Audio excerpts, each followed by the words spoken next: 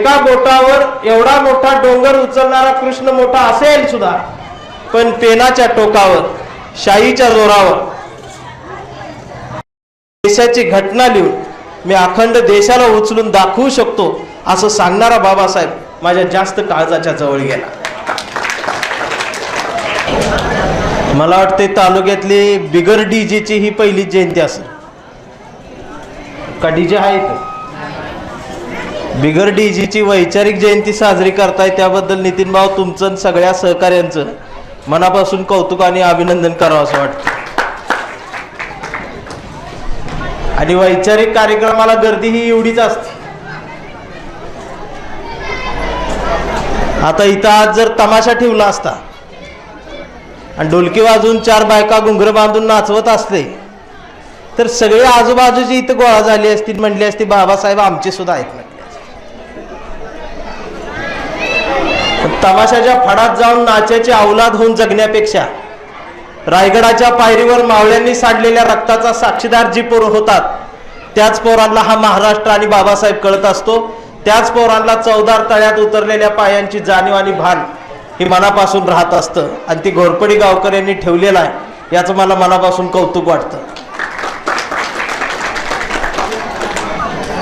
आता गंमत अशी आहे की आमचा भाग जो आहे हा जरा वैचारिक सांस्कृतिक अशा कार्यक्रमांपासून कायम वंचित राहिलेला आहे.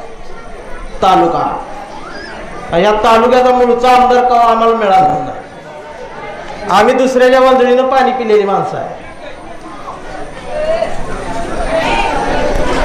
त्यामुळे जो वैचारिक स्वाभिमान यायला पाहिजे होता,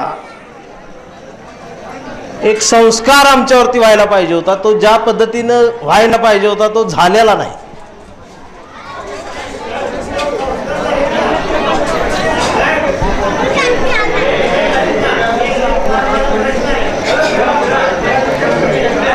या आमच्या भागामध्ये अतिशय चांगली नेतृत्व आम्हाला मिळाली.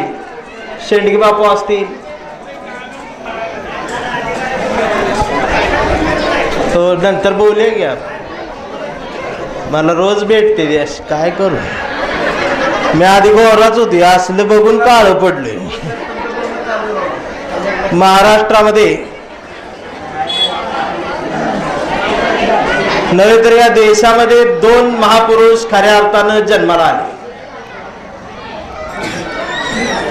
त्यातल्या एका महापुरुषाला चालत्या रेल्वेतून खाली ढकलून देण्यात आलं. रेल्वेतून खाली ढकलून देणारे हे या देशातले होते, आपले होते. तर त्याच वेळेला दुसऱ्या महापुरुषाला चालत्या बैलगाडीतून चाबकाचे फटके देऊन उतरवण्यात आलं.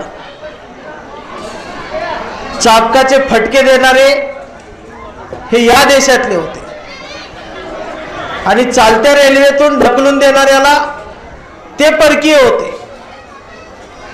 दोघांनाही या अन्यायाविषयी चीड निर्माण झाली आणि या अन्यायाच्या विरोधात बंड करण्याची धमक फक्त शिक्षणात आहे हे दोघांनीही ओळखलं आणि दोघांनीही त्या शिक्षणाची वाट धरली आणि दोघंही शिक्षणाच्या मंदिरात येऊन शाळा शिकायला सुरू झाले.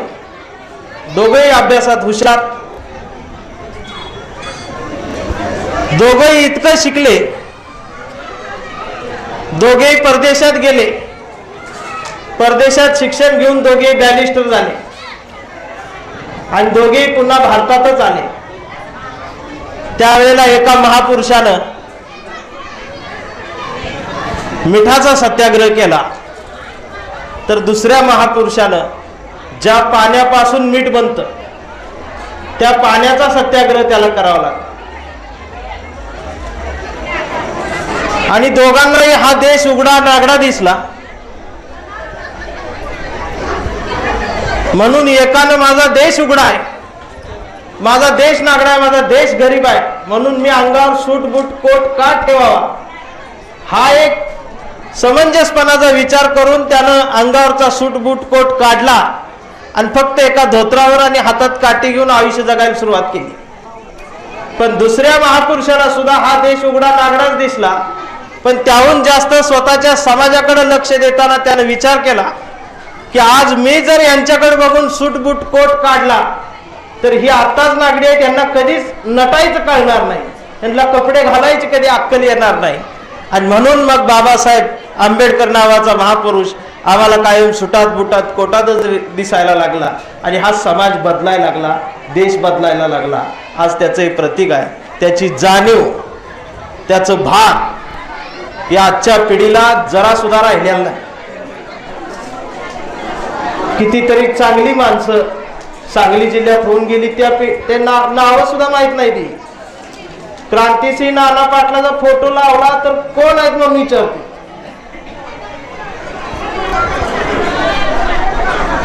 हा एक वैचारिक गोंधळ हा जर दूर करायचा असेल तर जयंत्या या अशाच पद्धतीनं आम्ही साजरा केल्या पाहिजेत. गंमत बघा, वर्गामध्ये शिक्षक प्रश्न विचारतायत की डोळ्याला समोर दिसतंय पण हात लावता येत नाही अशी वस्तू सांगा.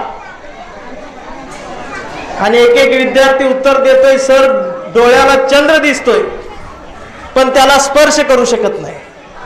दुसरा विद्यार्थी उत्तर देतोय, सर डोळ्याला सूर्य दिसतोय पण त्याला स्पर्श करू शकत नाही. सगळ्यांची उत्तर होतात आणि बाबासाहेब उभे राहतात आणि बाबासाहेब म्हणतात, सर शाळेच्या दारात पाण्याचा माठ भरून ठेवलाय, तो मला डोळ्याला दिसतोय पण मी त्याला स्पर्श करू शकत नाही. सूर्याचा अंतर लांब आहे पण माठ 4 पावलावर आहे, पण या माठापर्यंत मला जाता येत नाही, पोहोचता येत नाही. आणि मग बाबासाहेब त्यावेळेला हे अंतर दूर करण्यासाठी आयुष्य जगताना हा एक फार मोठा दुरावा करत एक वैचारिक क्रांती या देशात घडवतात.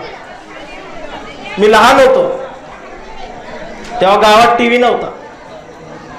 मी एका घरात टीव्ही आला, तो टीव्ही बघायला आम्ही त्या घरात गेलो.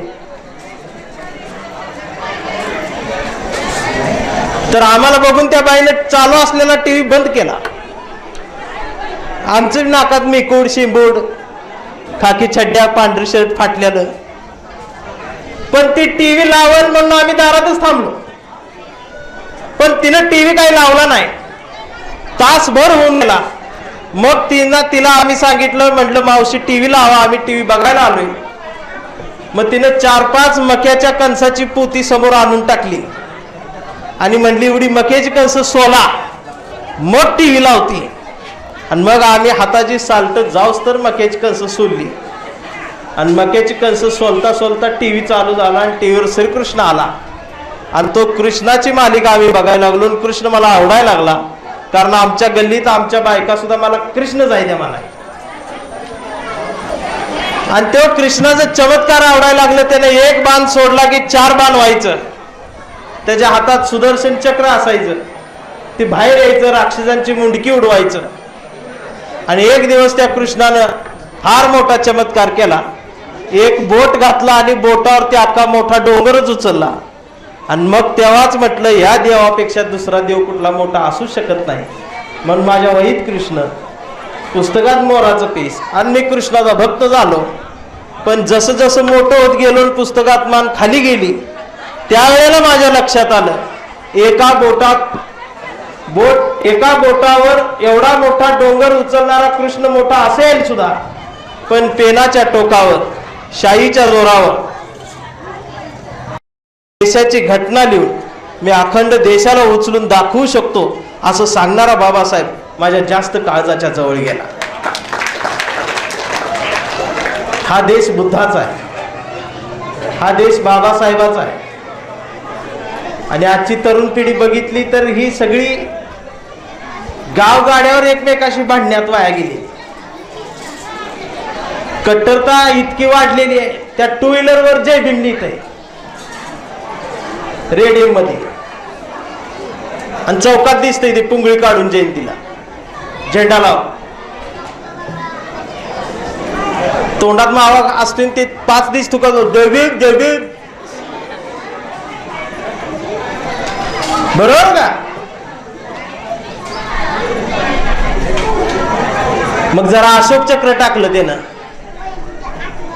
म्हटलं हे काय भाऊ, म्हटलं अशोक चौक काय, म्हटलं किती कांडे, मग मोजायला लागला स्टँडला, माहीतच नाही म्हटलं. आणि मग मला संध्याकाळी कळलं 2 हप्ते राहिलेत त्याच्या गाडीचं. फायनान्सवाला शोधतोय त्याला तालुक्यात. ही अवस्था आहे समाजाची. ही काय ह्याच समाजाची नाही, सगळ्याच समाजाची. जयंती आली की मीटिंग बसती बरं का शेठ, 10-12 जण असतात आणि इस्त्री टाईट असते. का मीटिंगलाच इस्त्री टाईट असते ती. आणि मग पहिला मुद्दा डीजे अकलूजचा आणायचा, इंदापूरचा आणायचा, पुण्याचा आणायचा, ह्याचा आणायचा, त्याचा आणायचा. ते म्हणते शिवजयंतीला त्यांनी केवढा आणला होता, त्यांच्या डबल आणायचा. त्यांच्या घरातली भांडी पटली पाहिजे, समाजाची दहशत पाहिजे. आता मला आजपर्यंत कळलं नाही भांडी पडल्यावर जातीची दहशत कशी होती. या सगळ्यांचा कालवा चालू असते. मग त्यात एखादा असतं ते शांत बसलेलं असतं, त्याने पुस्तक वाचलेले असतात. मग ते हळूच म्हणतं तुमचं चालू धिकारात तुम्ही वाजवा नाचा, पण एक दिवस व्याख्यान ठेवे की, असं ती म्हणतं. लगे म्हणतात याला कोणी बोलवला, ह्याला कोणी इथं थांबवला, ह्याला पाठवा. पण ते जात नाही, तिथंच बसत. परत यांचं चाव चाव चाव चाव चालू होत. परत यांचा आवाज बंद झाल्यावर ते म्हणतं एक दिवस ठेवे की. मग ते तोड सुद्धा असं करते की त्याच्याकडे बघून लोक ही म्हणते ती ठेवा रे एखादं व्याख्यान, नाही तर ही मरल म्हणते. मग त्याच्यासाठी ती व्याख्यान ठेवते. आणि मग कुठं ना कुठं तरी तालुक्यात एखाद्या गावात दुसऱ्या गावात एक ना एक दिवस तरी दरवर्षी कुणाचं का असताना व्याख्यान होत राहिलं. म्हणूनच या बाबासाहेबाच्या, फुले शाहू आंबेडकरांच्या, छत्रपती शिवाजी महाराजांच्या पुस्तकं वाचणाऱ्या या पिढीतल्या, संस्कार झालेल्या पिढीतल्या आमच्या घरातल्या बायका आज सेफ आहेत. त्या चळवळ सोडून जी बाहेर गेली त्या बायका सगळ्या खरातकडे हात दाखवायला गेल्या. कॅप्टन खरातकडे हात दाखवायला त्या बाया गेल्या, आमच्या नाही गेल्या, कारण आमच्या इथं व्याख्यानाला बसल्या.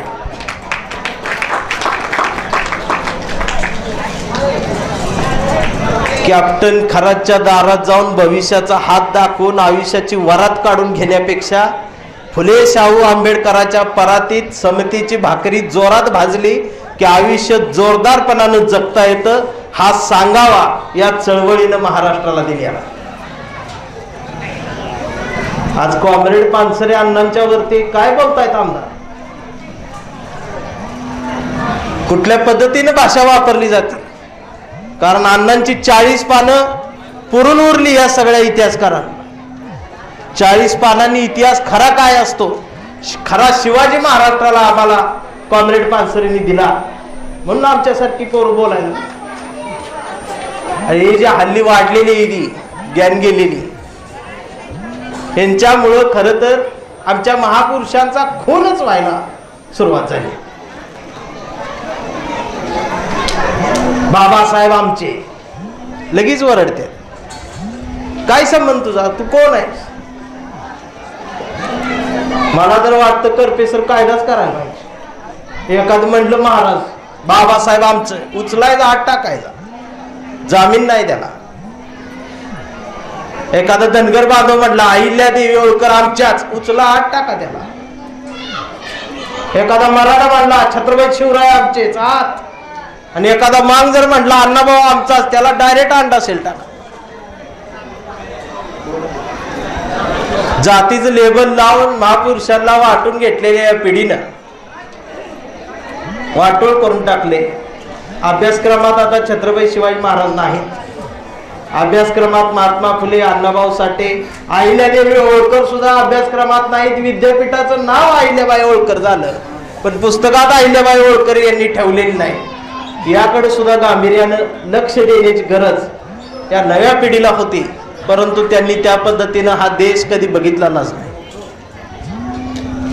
भारताची अखंडता संपण्यासाठी अनेक जण प्रयत्नशील असताना सुद्धा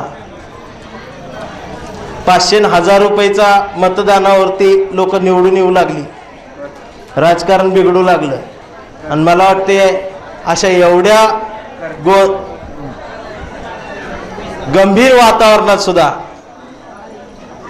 लोकांनी पैसे उमेदवाराला दिलेला उमेदवार मी मध्ये बघितला, आमचे करते सर, 1 रुपया खिशात नाही आणि निवडून आलं. तसंच आमचं नितीन कांबळे सुद्धा, त्यांची माझी मैत्री जवळपास 10-15 वर्षाची पुण्यात असल्यापासून तरी आज इथं कार्यक्रम घेतात. पण नितीन कांबळे काय चीज आहे हे अजून इकडं नाही कळालेलं कोणाला. पुणे जिल्ह्यात, पुणे शहरात मला वाटते 4-5 वर्ष सलग तुम्ही मला बोलवत होता त्या आंबेडकर सांस्कृतिक भवनला. मोठ्या 4-4 आणि 5-5 हजार पब्लिक पुण्यात गोळा करून जयंती साजरी करणार नितीन कांबळे घोरपडीचा सरपंच झाला तेव्हा मला आनंद झाला. आणि मग तेव्हाच माझ्या मनात कधीतरी पाल चुकचुकली होती की कधी ना कधी ही मला बोलवणारच घोरपडीत सुद्धा.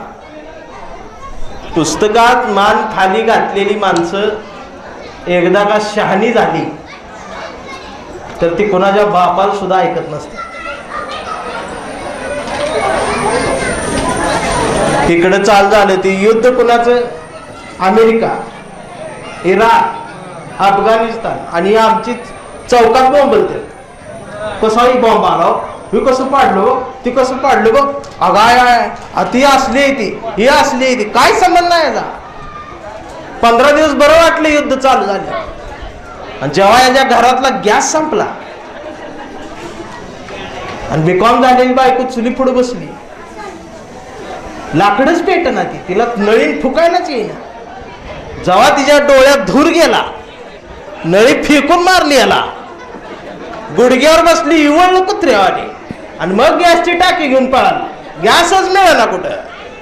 मग लाईनीत थांबलं दिवसभर उन्हात.